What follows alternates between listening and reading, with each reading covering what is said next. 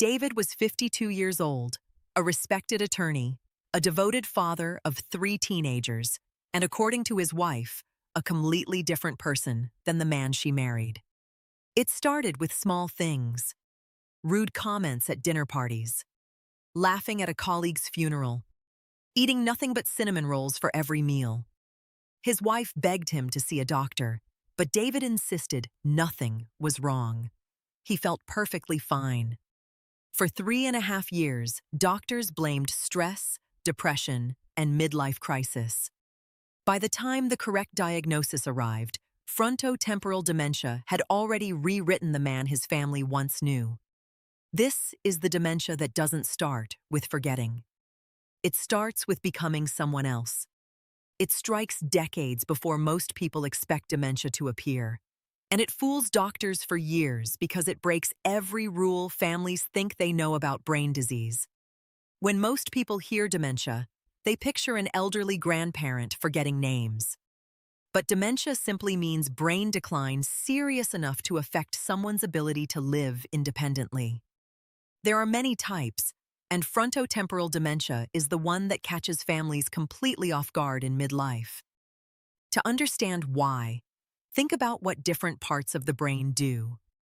The front of the brain, right behind your forehead, controls your judgment, your ability to plan, your social behavior, and your motivation to get things done.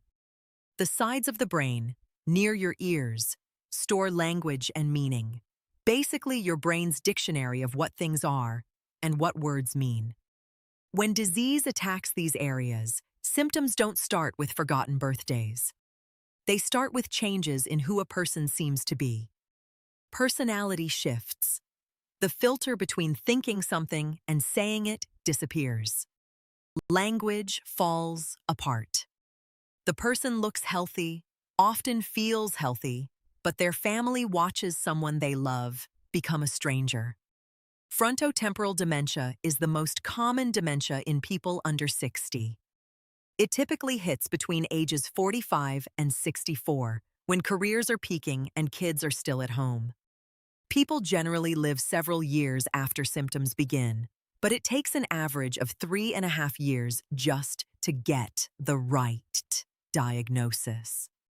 For a disease that moves fast, that lost time is devastating. The most common form of frontotemporal dementia attacks the front of the brain first. The changes it produces are unlike anything families expect. Think of the front of your brain as your internal filter, the part that stops you from saying something inappropriate or doing something embarrassing. When this filter breaks down, the results are startling. David, who spent 30 years carefully choosing words in courtrooms, began making crude remarks to complete strangers. A once polite person might suddenly blurt out exactly what should never be said. Perhaps the most heartbreaking change families describe is the disappearance of empathy. The person who once rushed to comfort a crying child now sits unmoved. A family tragedy that should bring tears produces nothing. It's not that the person is choosing to be cold. The part of the brain that generates caring and emotional connection is being destroyed by the disease. Eating habits often go haywire. A once balanced eater develops intense cravings for sweets or becomes obsessed with one specific food. David's wife watched him eat nothing but cinnamon rolls for weeks. Others insist on eating the exact same meal at the exact same time every single day. Motivation disappears. Hobbies vanish. Careers stall. The couch becomes the only destination. But this isn't regular depression. It's a loss of the brain's ability to generate drive and initiative. Repetitive movements often appear: constant tapping, picking at things, slapping their thigh, as if something inside keeps running without purpose. The cruelest part is that the person usually has no idea anything is wrong. Ask David how he's doing, and he'll tell you everything is great. His brain can no longer recognize its own changes. For the family watching, everything is falling apart. For the person with the disease, the world seems perfectly normal. Frontotemporal dementia also attacks language in ways that are deeply confusing for families. These language problems come in different forms, but they all involve the brain losing its ability to use or understand words. In one form, the person can still speak in full, flowing sentences. They sound completely normal at first, but the meaning behind the words drains away. Everyday objects lose their identity. You hold up a fork and they don't know what it's for. A helicopter flies overhead and the sound means nothing to them. Words get swapped for close but wrong substitutes. An apple becomes a banana because the brain knows both are fruit but can't tell them apart anymore. This goes beyond inconvenience. If a speeding car is no longer recognized as dangerous, stepping into the street becomes life-threatening. In another form, the brain knows exactly what it wants to say, but can't get the mouth to cooperate. Speaking becomes exhausting work. Sentences lose their natural rhythm. Small connecting words like the and drop away, leaving only the main words pushed through like a choppy telegram. What confuses families most is that familiar automatic things, like counting to 10 or singing a song they've known forever, might still come out perfectly. But asking them to form a new thought in conversation becomes an agonizing struggle. This contrast makes it hard for families to understand why someone can sing but can't ask for a glass of water. David's wife visited 4 different doctors over 3.5 years before anyone identified the real problem. This frustrating delay happens far too often with frontotemporal dementia. The confusion starts because the symptoms don't look like what most doctors expect from dementia. A 52-year-old man acting inappropriately gets labeled as stressed, depressed, or going through a midlife crisis. Memory tests may come back normal because memory isn't the primary problem. The standard dementia screening tools are designed to catch Alzheimer's, and they often miss frontotemporal dementia completely. Making things more complicated, different brain diseases can produce similar-looking symptoms. Sometimes the brain changes typically associated with Alzheimer's disease settle in the front and side areas of the brain instead of their usual locations, creating a picture that looks exactly like frontotemporal dementia. Sorting this out requires specialized expertise. Getting the right diagnosis requires multiple pieces of evidence. Detailed conversations about when changes started and how they've progressed. Brain function testing that measures attention, language, planning ability, and problem solving. Physical, neurological examinations. Brain scans that can show which areas are shrinking. Throughout this process, what families observe at home becomes absolutely critical.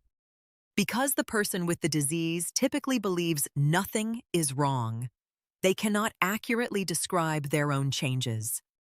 The daily observations from spouses, children, and close friends fill in the gaps that no doctor's office visit can capture. Frontotemporal dementia has a stronger genetic link than many other brain diseases. While most cases appear without a clear family history, roughly 4 to 5 out of every 10 cases show some genetic influence. About 1 in 10 cases follow a direct inheritance pattern where a child has a 50% chance of developing the disease if a parent carries the gene.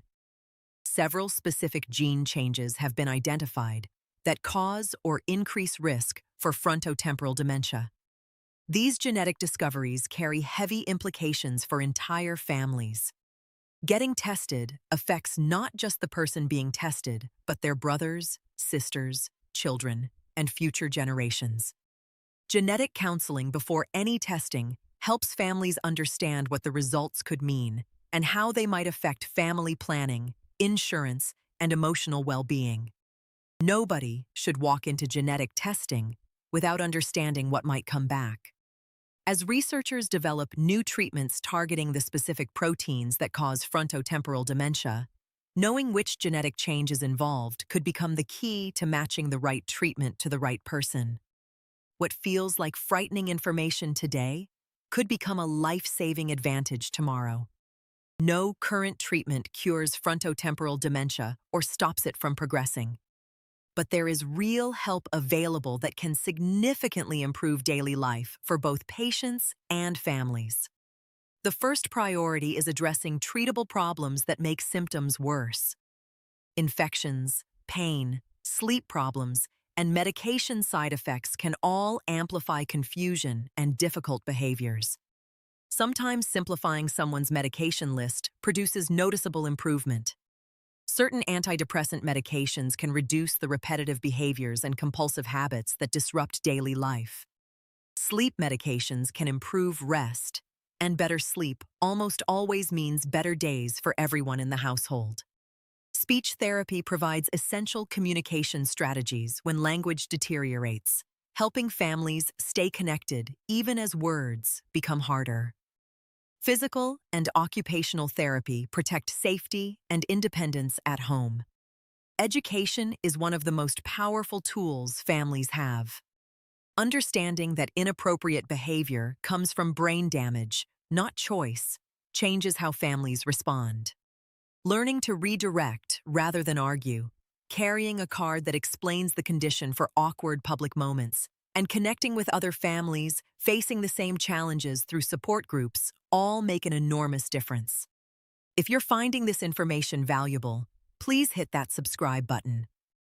Awareness of frontotemporal dementia can shorten the years-long diagnostic journey that costs families precious time they cannot get back. Legal and financial planning deserves early attention. Because patients are often younger with mortgages, dependent children, and active careers, establishing power of attorney and financial protections early prevents devastating complications later. Structured exercise channels the restless energy many younger patients experience while improving sleep and overall well-being. Simple daily walks or supervised physical activity can transform difficult days into manageable ones. Frontotemporal dementia arrives in the prime of life and rewrites everything families thought they knew about brain disease. Every earlier diagnosis shortens the painful journey families walk through in darkness. Every accurate identification brings us closer to matching future treatments to the right person. This disease doesn't just affect a patient. It affects everyone standing beside them. When dementia rewires a loved one from the inside, care must surround the entire family. In the description below, you'll find links to my book, Navigating Dementia Together, and free resources including Home Safety Checklist, Important Resources links, and Emergency Contact List template. For your next video, I recommend watching our discussion on the 10 warning signs of Alzheimer's disease, which helps families distinguish between different types of dementia.